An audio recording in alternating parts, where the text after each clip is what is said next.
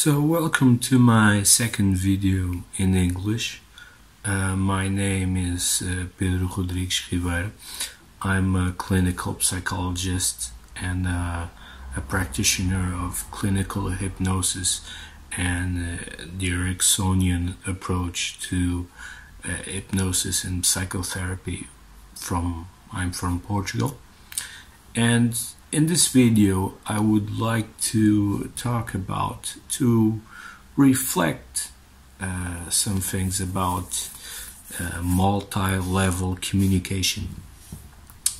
When we do therapy, when we are in a therapeutic relationship with someone, we tend to communicate on one level, on sometimes a cognitive level, where we try to understand the world view of the other person, his thoughts, his ideas, and sometimes, especially if the way that you do therapy is more based on cognitions, we tend to put aside or have a less consideration about the experiential side, the experiential communication, and the experiential view, phenomenological view of the person, his emotions, his feelings, his relationship with his or herself.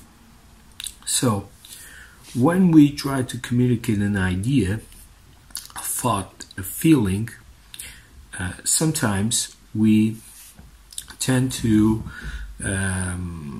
our words tend to get in front of a wall. The person may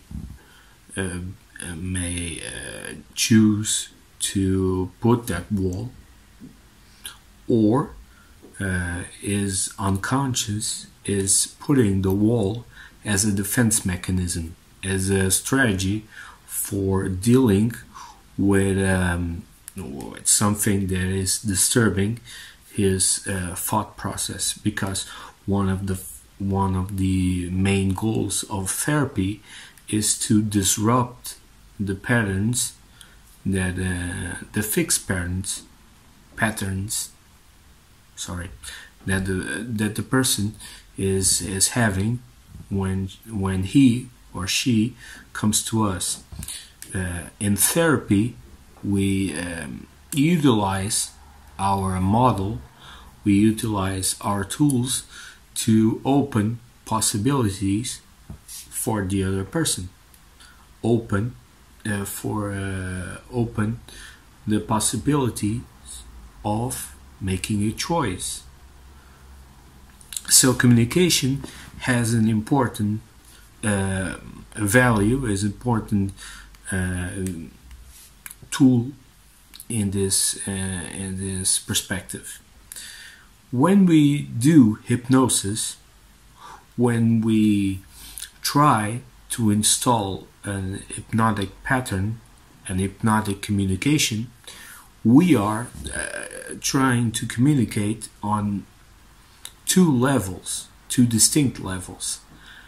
In one level, we are communicating with the conscious mind, with the cognitive mind, with the more rational, the more criticism, the more here and now of the person. And at the same time, we are trying to communicate to another part, an unconscious part, a part that is the bag, the reservoir of resources, knowledges, experience that people had, the memories, the the the thoughts and the way that people experience and think about life. That it's less cognitive, it's more phenomenological, the search for meaning, for instance, to quote Viktor Frankl. So when we imply an hypnotic communication, we are talking to two separate minds.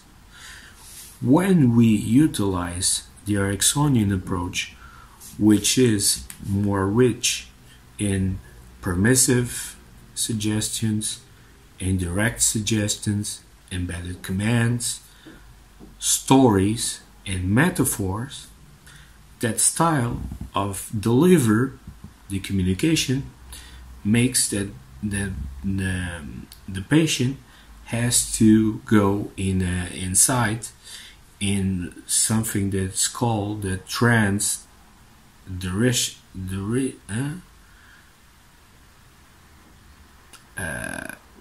and kind of a type of analysis that is transderivational, transdiagnostic, I think. Well, the word in English it's escaping me. But if you are an Ericksonian therapist, Ericksonian practitioner, you know just what I mean about. Just what I mean. I'm hoping that Jeff Sykes doesn't see this video. He's gonna kill me. So, no, really, please do see it.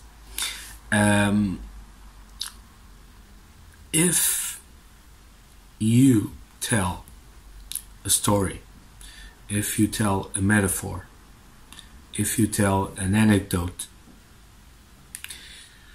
something that makes the person, your patient, go inside and analyze and think about and experience the soul meaning that he or she can grab from your communication,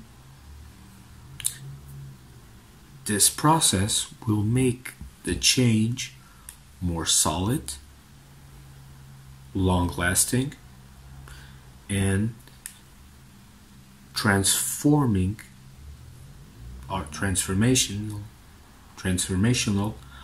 on the cognitive level, the emotional level, the behavioral level, the phenomenological experience of the person. So this one of the main purposes on utilizing hypnotic communication is in this multi-level communication system. In one point, we are communicating directly with the conscious mind of the person, of our patient, and at the same time we are delivering unconscious communication, unconscious words that are captured by the unconscious mind, and those words will seed ideas, will seed thoughts, will seed emotions and experience and possibilities that the unconscious mind, the unconscious processes that everyone has on thinking about something will facilitate the change every time that the person leaves your office and goes into their world, and your words will follow them, will resonate in their mind. If you try to do this multi-level communication, that will make your approach more efficient, and the change will be long-lasting. So I hope that this video will make you curious about multi-level communication and the importance that multi-level communication has in the therapeutic relationship, the therapeutic context in psychotherapy. So if you are interested in explore multi-level communication, I advise you to read more Ericksonian material. Read something from Milton Erickson, from Ernest Rossi, from Jeff Zeig, obviously, from Michael Yapko, from all sorts of Ericksonian therapists, because the Ericksonian approach is very rich in utilize multi-level communication for change and for therapeutic development. So I hope that you enjoy this video. It's only my second. Please excuse me from for my rustiness in English. I don't speak English every day, so it's hard for me sometimes to articulate my words, but I'm doing the best I can without a script. So I hope that you have a great weekend, a great week, and I would like to thank you for your time, and I hope that you enjoy this video. See you soon.